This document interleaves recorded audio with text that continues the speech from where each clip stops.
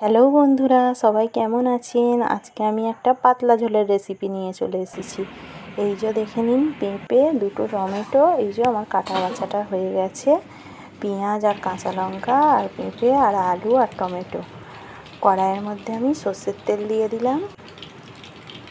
সর্ষের তেলের মধ্যে পেঁয়াজ আর কাঁচা পেঁয়াজ কাটা আর কাঁচা লঙ্কাগুলো আমি দিয়ে দিলাম। দিয়ে কিছুক্ষণ নাড়াচাড়া করে নেব।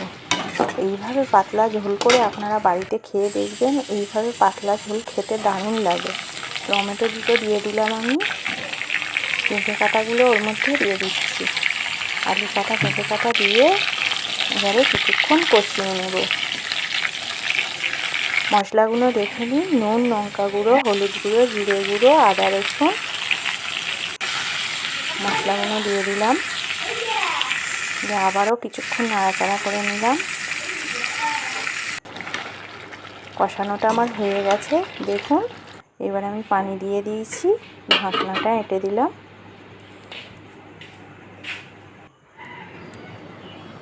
এই যে দেখুন, ঝোলটা আমার হয়ে গেছে রেডি। কত সুন্দর হয়েছে। এইভাবে পাতলা ঝোল অবশ্যই বাড়িতে একবার করে খেয়ে দেখবেন। আজকের মতো এই পর্যন্তই।